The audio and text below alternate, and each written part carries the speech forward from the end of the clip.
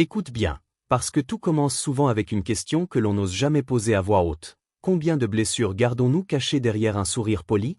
Combien de souvenirs douloureux restons-nous incapables d'affronter, même après des années? Et pourquoi parfois suffit-il d'un simple papier, d'un nom écrit en lettres élégantes, pour que le cœur recommence à trembler comme si le passé n'avait jamais disparu? Ce n'est pas seulement une histoire, mais un secret que tu n'oublieras jamais. Veux-tu découvrir d'autres secrets comme celui-ci? Alors abonne-toi maintenant, sinon tu risques de manquer la prochaine vérité. On dit toujours que le temps guérit tout, mais est-ce vraiment vrai, ou est-ce seulement une phrase qu'on répète pour ne pas avouer que certaines douleurs restent vivantes, malgré les années qui passent? Ce matin-là, alors que la lumière entrait doucement par la fenêtre et que la journée aurait dû être ordinaire, il a suffi d'un coup à la porte, d'une enveloppe crème tenue par une main hésitante, pour que tout se fissure d'un coup. Il n'attendait rien, il ne voulait rien, et surtout pas quelque chose qui pourrait réveiller ce qu'il avait enterré très profondément pour continuer à vivre. Pourtant, en prenant cette enveloppe, il a senti une gêne étrange, un frisson qu'il connaissait trop bien, celui qui dit qu'un souvenir s'apprête à revenir même si on ne l'a pas invité. Son nom inscrit dessus lui paraissait presque trop beau, trop lisse, trop propre pour annoncer quelque chose de simple. Pourquoi quelqu'un écrirait-il encore son nom ainsi, après tant d'années de silence? Pourquoi maintenant, après toutes les batailles qu'il avait menées en secret pour oublier? En glissant un doigt sous le bord pour l'ouvrir, une boule s'installa dans sa gorge, cette même boule qui étouffe quand on sait que l'on ne contrôle plus rien. Et quand ses yeux se posèrent sur les premières lignes, son cœur se serra, lentement mais sûrement, comme si quelqu'un avait tiré une corde qu'il pensait rompue depuis longtemps. Ce n'était qu'une invitation, un simple carton décoré, léger et élégant, mais pour lui, c'était un coup de marteau sur une cicatrice qui n'avait jamais vraiment guéri. Une date, un lieu, 2 noms, et tout son monde se remit à trembler. Ce passé qu'il croyait effacé revenait comme une ombre posée sur son épaule, prête à lui rappeler ce qu'il avait fui, ce qu'il avait perdu et ce qu'il n'avait jamais réussi à réparer. Pourquoi la vie choisit-elle toujours le moment où l'on commence enfin à respirer pour ramener le souffle coupé d'autrefois? Était-ce un avertissement? Un test? Ou simplement une ironie cruelle de l'existence? Il sentit ses mains devenir lourdes, son souffle devenir court, et cette pensée tourner en boucle dans sa tête. Pourquoi moi? Pourquoi aujourd'hui? Pourquoi encore elle? Parce qu'au fond, même quand on refait sa vie, même quand on reconstruit chaque pièce de soi, il suffit parfois d'un seul nom pour que tout se réouvre comme si rien n'avait changé. Et tandis que ses yeux relisaient encore et encore cette invitation, quelque chose en lui comprit que ce jour, qui devait être ordinaire, allait devenir le début d'une histoire qu'il n'avait jamais voulu raconter, mais qu'il serait obligé d'affronter. Écoute bien, parce qu'il y a des souvenirs qui ne frappent pas comme un coup de tonnerre, mais qui reviennent doucement, comme une main invisible qui serre la gorge sans prévenir. Il suffit parfois d'un détail, d'un nom, d'une couleur, d'une odeur, pour faire renaître un passé qu'on croyait avoir laissé derrière soi. Ce fut exactement ce qui se produisit quand il posa une nouvelle fois les yeux sur l'invitation. Tout son corps réagit avant même qu'il ne comprenne pourquoi. Son cœur accéléra, ses doigts devinrent froids, et cette vieille douleur qu'il avait enfermée quelque part très loin revint d'un seul coup, comme si elle n'était jamais partie. Avant tout ça, il y avait une histoire simple, honnête, construite avec des rêves plutôt qu'avec de l'argent. Il se revit marcher avec elle, rire avec elle, croire naïvement qu'il bâtissait quelque chose qui durerait. Il se rappelait ce qu'il était à l'époque, un homme qui n'avait pas grand-chose, mais qui donnait tout ce qu'il avait, un homme qui travaillait jour après jour pour offrir un avenir, un homme qui pensait que l'amour, le vrai, pouvait survivre aux épreuves. Mais la vie lui avait appris ce jour-là que tout peut se briser d'un seul geste, d'une seule phrase, d'un seul regard. Il se souvenait parfaitement du moment où elle avait fermé sa valise devant lui. Pas de cris, pas de dispute, juste cette froideur silencieuse qui fait plus mal qu'une gifle. Elle n'avait même pas eu besoin de dire grand-chose. Quand elle avait levé les yeux vers lui et murmuré cette phrase qu'il n'oublierait jamais « Je mérite mieux ». Ce fut comme si quelqu'un avait arraché une partie de lui.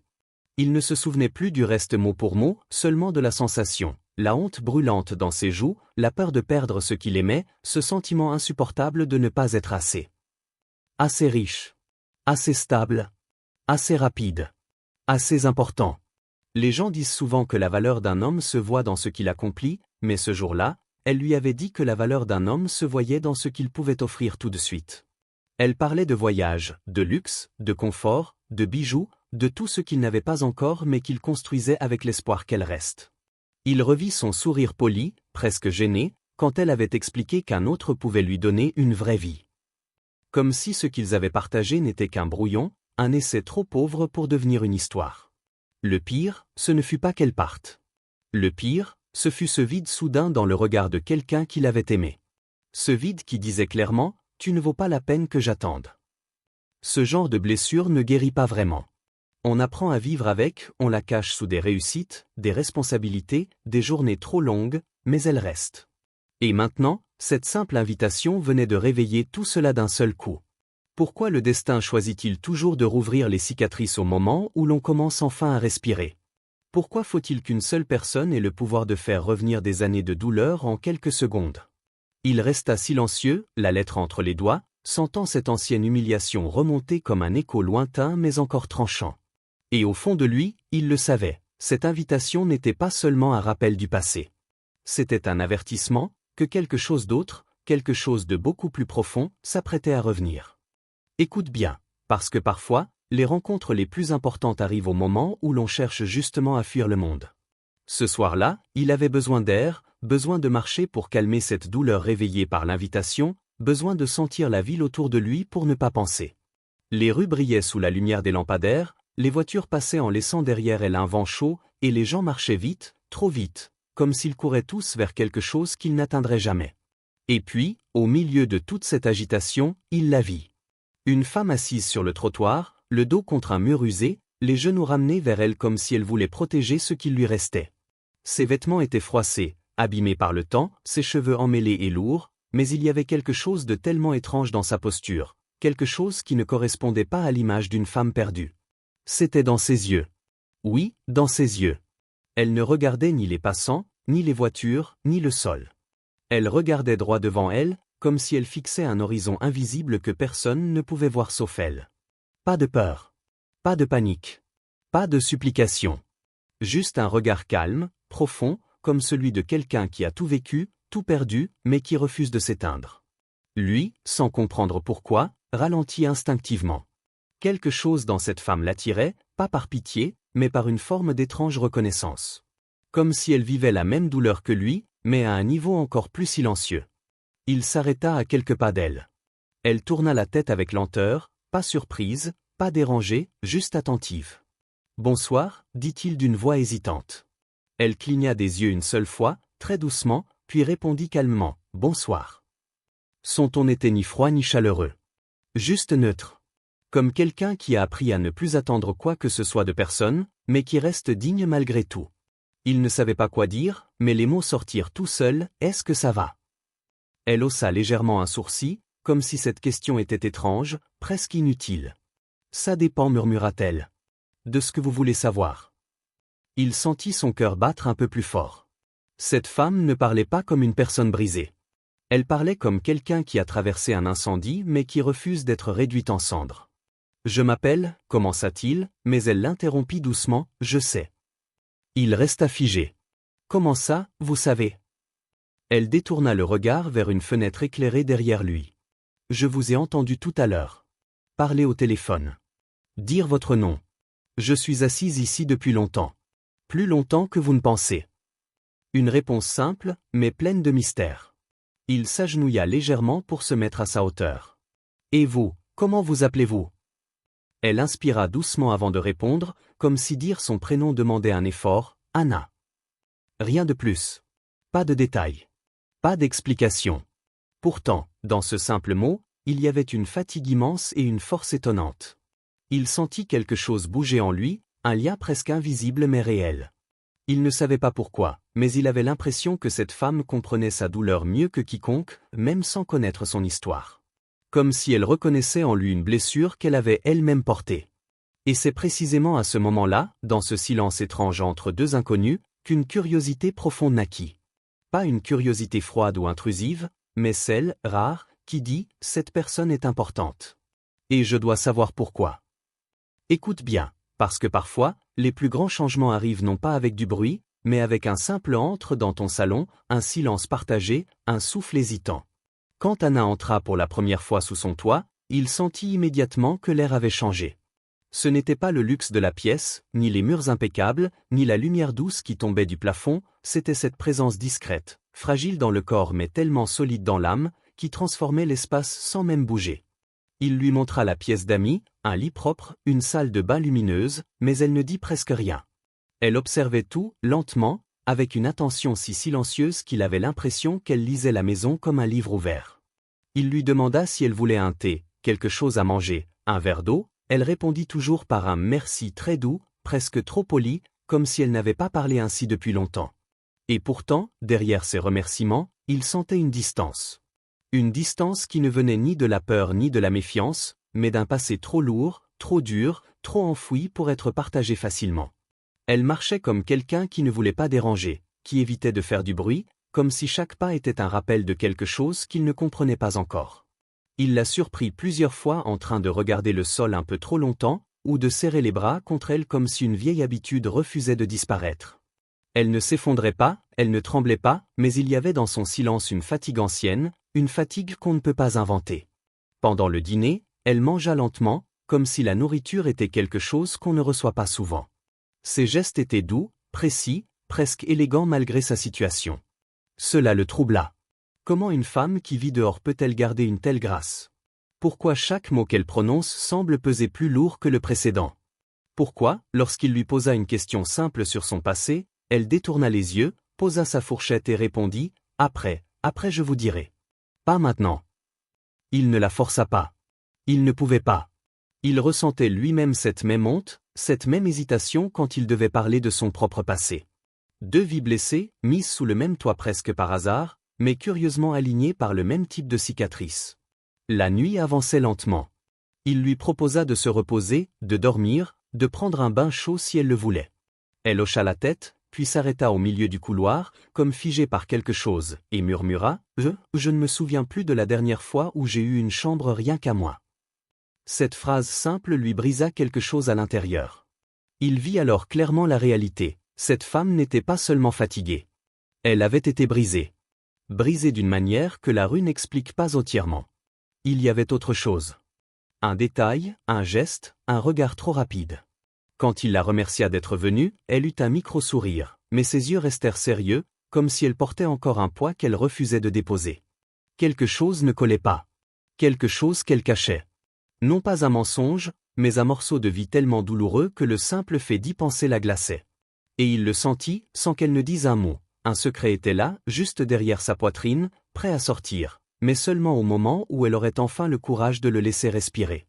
Sous ce toit, deux âmes blessées apprenaient doucement à se reconstruire. Mais dans l'ombre, sans qu'ils ne le sachent encore, une vérité puissante se préparait déjà à changer leur vie à tous les deux. Écoute bien, parce que parfois, les plus grands éclats ne viennent pas de la musique, des lumières ou des rires trop forts, mais d'un seul regard qui traverse une salle comme un coup de tonnerre silencieux. Ce jour-là, l'événement était magnifique, presque trop parfait pour être vrai, des roses blanches alignées avec soin, des nappes dorées qui brillaient sous les lustres, des invités habillés comme s'ils sortaient d'un magazine, chacun jouant son rôle avec le même sourire figé, ce sourire que l'on porte pour cacher ce qu'on ne veut pas montrer. Il l'accompagnait, Anna à son bras, et tout en marchant lentement parmi les tables décorées, il sentait une étrange tension dans l'air, comme si quelque chose retenait son souffle. Anna, elle, avançait avec une calme élégance qui surprenait tout le monde et lui le premier. Comment une femme qui dormait sur le trottoir la semaine dernière pouvait-elle marcher ainsi, droite, douce, presque royale? Les regards se tournaient vers elle, des murmures s'élevaient, et pourtant elle gardait ce même visage tranquille, ce même regard profond qui ne flanchait jamais. Mais au moment où ils entrèrent au centre de la salle, quelque chose changea. Un mouvement imperceptible, une vibration presque invisible. Anna s'arrêta juste une seconde, trop courte pour que quelqu'un d'autre le remarque, mais assez longue pour que lui sente que quelque chose venait de se fissurer. Elle regardait droit devant elle, vers une femme. Une femme vêtue d'une robe éclatante, debout au milieu de ses invités, un sourire large dessiné sur des lèvres trop parfaitement colorées. Une mariée. Une femme sûre d'elle, sûre de sa beauté, sûre de son monde. Mais quand son regard croisa celui d'Anna, le temps s'arrêta. Littéralement. La mariée se figea, son sourire se brisa comme un verre trop fragile, ses yeux s'écarquillèrent d'une peur qu'elle essaya de cacher mais qui traversa son visage en un dixième de seconde. Et là, dans ce silence que personne n'entendit mais que tout le monde ressentit, une vérité silencieuse passa entre les deux femmes. Était-ce Anna qui reconnaissait la mariée? Ou la mariée qui reconnaissait Anna? Il ne savait pas. Il ne comprenait rien. Il ne voyait que deux femmes, figées face à face comme si elles partageaient un passé que lui ignorait totalement. Anna ne cligna même pas des yeux. Elle resta droite, calme, presque immobile, mais son regard avait changé. Il était devenu plus dur, plus profond, chargé d'un vieux souvenir qui n'avait jamais cicatrisé. La mariée, au contraire, tenta de reprendre son souffle, leva une main tremblante pour replacer une mèche de cheveux comme si un geste élégant pouvait effacer la panique qui venait de la traverser. Les invités continuaient de rire, de parler, d'applaudir, mais l'air venait de devenir lourd, presque électrique. Il sentit la peau de ses bras se couvrir de frissons sans savoir pourquoi. « Tu la connais » voulut-il murmurer à Anna, mais quand il tourna la tête vers elle, il comprit immédiatement que ce n'était pas le moment. Anna ne quittait pas la mariée des yeux. Pas avec haine. Pas avec colère. Mais avec une douleur profonde, ancienne, silencieuse, celle que seuls les survivants portent dans le regard. Un fil invisible venait de se tendre entre elles, un fil que personne ne pouvait voir sauf ceux qui avaient été blessés par la même personne, la même histoire, la même injustice. Et dans ce simple échange de regards, il le sentit clairement, quelque chose d'énorme venait de se réveiller. Quelque chose qu'aucune musique, aucun sourire forcé, aucune fête ne pourrait étouffer. La fissure était là, et bientôt, tout le reste allait se briser avec elle. Écoute bien, parce qu'il arrive un moment dans chaque histoire où le silence ne peut plus tenir, où la vérité, même enfouie sous des années de mensonges, remonte à la surface comme une vague trop puissante pour être arrêtée. Et ce moment arriva exactement au milieu de cette fête brillante, entre les éclats de rire forcés, les applaudissements mondains et les sourires trop parfaitement dessinés. Tout commença par une phrase. Une simple phrase.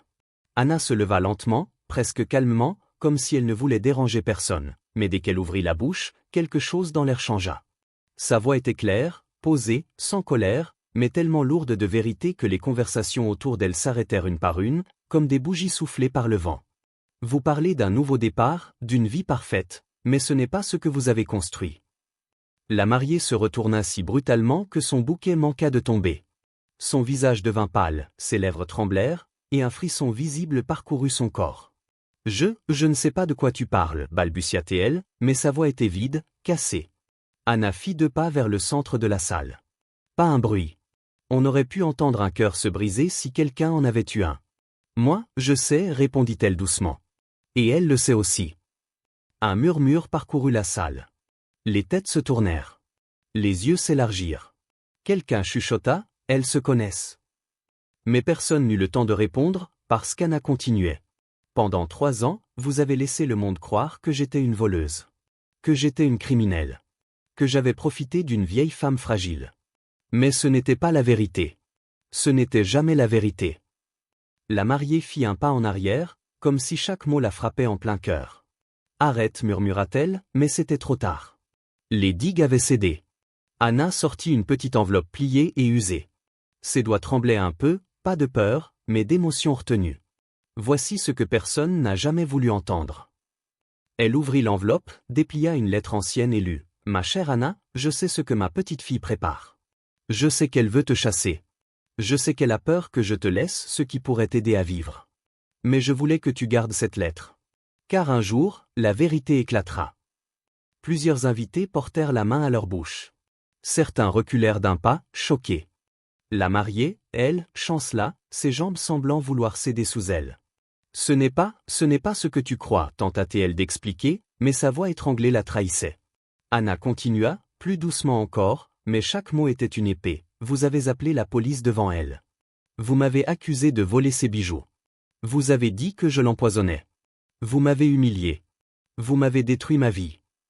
Un silence glacial, lourd, s'abattit sur la salle. La vérité venait d'exploser. Et personne ne pouvait l'ignorer. Anna releva les yeux. Ils étaient pleins d'eau mais brillants d'une force incroyable. Je n'ai jamais volé.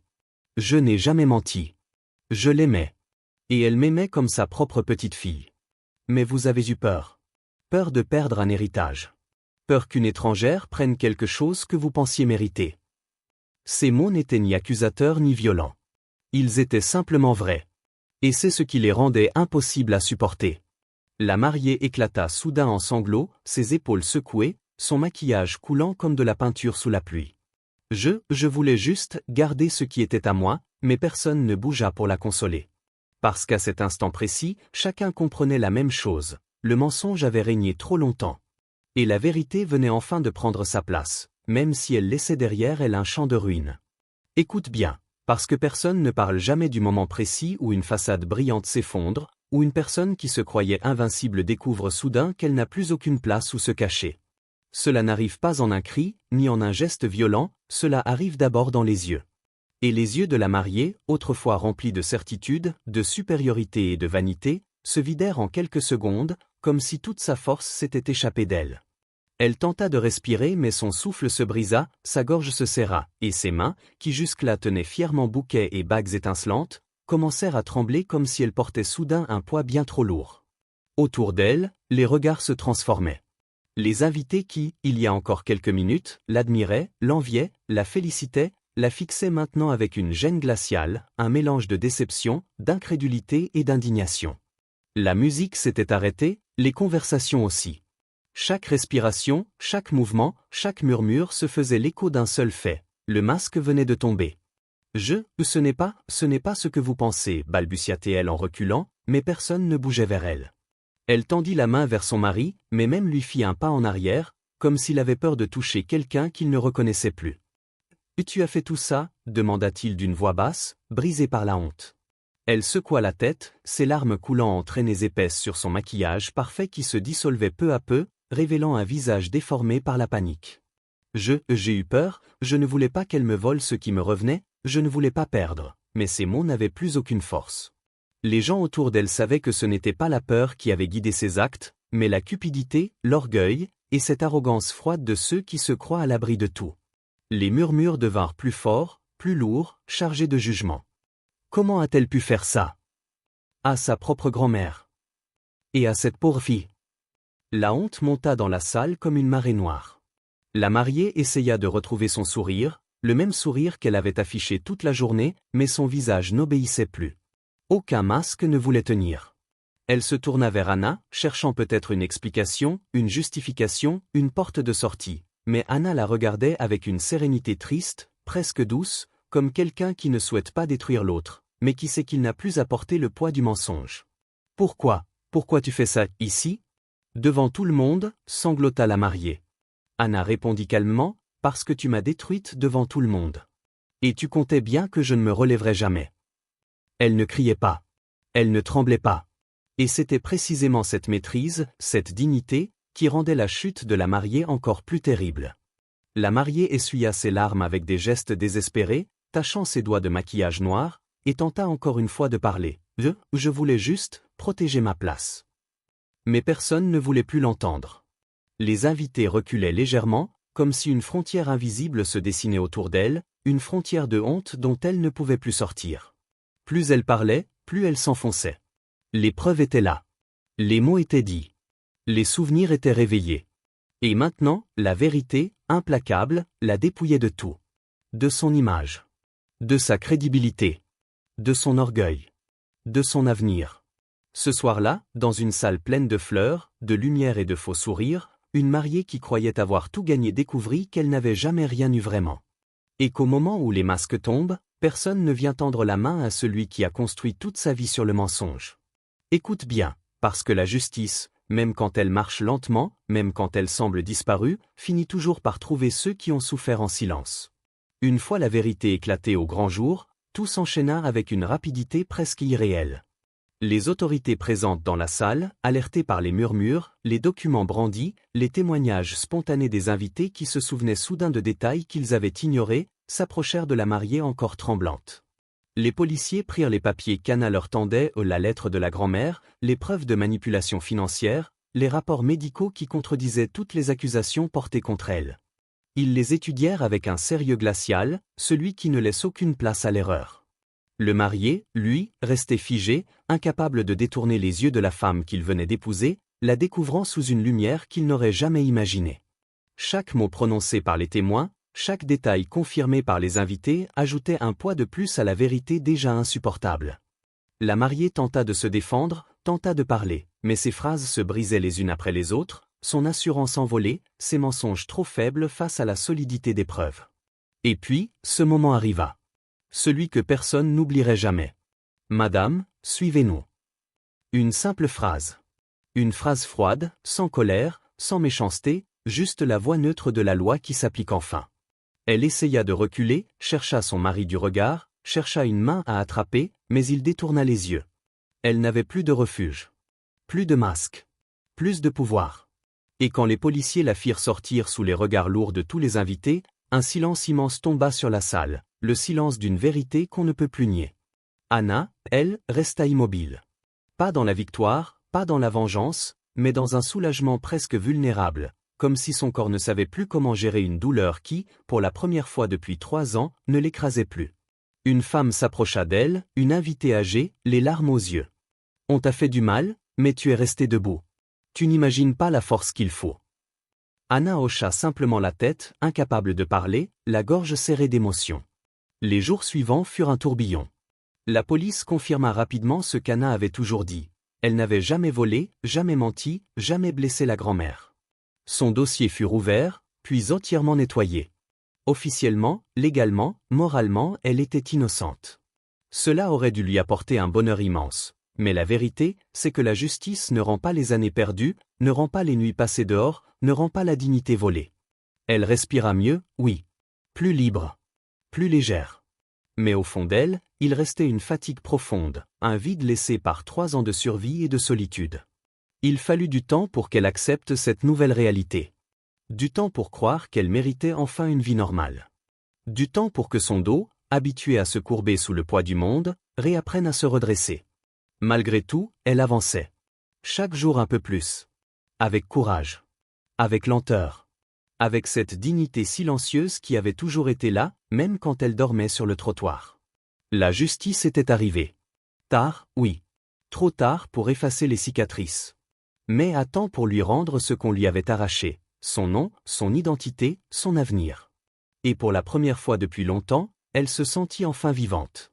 Écoute bien. Parce que ce n'est jamais après les cris ou les éclats que l'amour commence vraiment, mais dans le silence fragile qui vient une fois que tout s'est apaisé. Quand la tempête fut passée, quand la vérité eut enfin pris toute la place, il restait un calme étrange, un calme qui n'était pas vide, mais rempli de questions, de peur, et d'une douceur qui naissait à peine. Les jours suivants furent silencieux entre eux, pas par distance, mais parce qu'aucun des deux ne savait encore comment parler après tout ce qui s'était passé. Lui, habitué à cacher ses émotions derrière le travail et la réussite, découvrait qu'il avait envie de rester près d'elle sans raison, juste pour sentir sa présence dans la maison. Elle, habituée à survivre seule, ne comprenait pas comment quelqu'un pouvait s'intéresser à elle sans vouloir quelque chose en retour. Il y avait entre eux une sorte de timidité nouvelle, comme si chacun marchait avec précaution autour des blessures encore ouvertes de l'autre. Parfois, elle s'asseyait sur le balcon en regardant la ville, et il venait la rejoindre, en silence, avec 2 tasses de thé brûlant. Il ne parlait pas toujours, et pourtant, il y avait plus de sens dans ces silences que dans n'importe quelle longue conversation. Peu à peu, un sentiment étrange prit place dans son cœur. Ce n'était ni un coup de foudre, ni une passion brûlante, mais une chaleur douce, lente, presque fragile. Un sentiment qui dit « Reste, je ne veux pas que tu partes ». Elle aussi le ressentait, même si elle essayait de le cacher. Parfois, elle baissait les yeux quand il lui parlait, non par honte, mais parce qu'elle avait peur de se laisser toucher. Peur de croire à nouveau en quelqu'un. Peur d'ouvrir une porte que la vie avait refermée si violemment 3 ans plus tôt. Il le voyait. Il le devinait. Alors il n'insistait jamais, il ne la pressait pas. Il avançait avec une lenteur presque tendre, comme si chaque geste devait prouver « je ne te ferai pas mal. Je ne partirai pas. Pas cette fois. » Un soir, alors qu'elle rangeait quelques vêtements propres que la gouvernante lui avait donnés, elle s'arrêta soudain et dit d'une voix très faible « Je ne comprends pas pourquoi vous êtes si gentil avec moi. Je n'ai rien. Je ne suis personne. » Il s'approcha doucement, comme on s'approche d'un oiseau blessé qu'on ne veut pas effrayer. « Tu n'es pas personne, hein. Tu as survécu à des choses qui auraient détruit d'autres. Tu as gardé ta dignité quand tout le reste t'a été arraché. Et ça vaut plus que tout ce que l'argent peut acheter. » Elle ferma les yeux, profondément touchée. Personne ne lui avait jamais dit ça. Pas avec cette sincérité-là. Ce fut ce soir-là que quelque chose changea vraiment. Elle s'assit à côté de lui sur le canapé, sans réfléchir, juste parce qu'elle en avait envie. Il sentit son épaule frôler la sienne, légère comme un souffle. Et ce simple contact fut plus fort que n'importe quel baiser. Parce que c'était la première fois qu'elle choisissait de ne pas fuir. Ils parlèrent longtemps ce soir-là. De leurs peurs, de leurs erreurs, de ce qu'ils avaient perdu, de ce qu'ils espéraient encore. Pas comme 2 personnes qui cherchent à séduire, mais comme 2 âmes abîmées qui apprennent à respirer côte à côte. Et quand elle posa sa tête contre son épaule, timidement, hésitante, il sut que quelque chose d'invisible venait de se tisser entre eux. Pas une passion. Pas un feu. Mais une tendresse calme, réelle, humaine. Une promesse silencieuse. Écoute bien, parce qu'il y a des fins qui ne sont pas spectaculaires, pas bruyantes, pas faites de grands gestes ou de promesses criées trop fort. Il y a des fins qui ressemblent à un matin calme, à une respiration profonde, à un cœur qui se remet à battre sans qu'on s'en rende compte. Et c'est exactement ce qui arriva pour eux deux. Après des semaines à reconstruire sa vie, à reprendre confiance, à retrouver peu à peu son identité, Anna commença à se redresser, non seulement dans le corps, mais dans le cœur. Elle travaillait à nouveau, suivait ses dossiers, parlait avec les autorités, reconstruisait son avenir pièce par pièce. Et chaque soir, en rentrant, elle retrouvait son endroit préféré, ce salon où il l'attendait, pas comme un sauveur, pas comme un héros, mais simplement comme quelqu'un qui voulait être là. Un soir, en rentrant du bureau, il la trouva sur le balcon, les yeux perdus dans le ciel du soir, un léger sourire sur les lèvres. « À quoi tu penses » demanda-t-il doucement. Elle tourna la tête vers lui et répondit d'une voix presque chuchotée, « À tout ce que j'ai failli perdre. »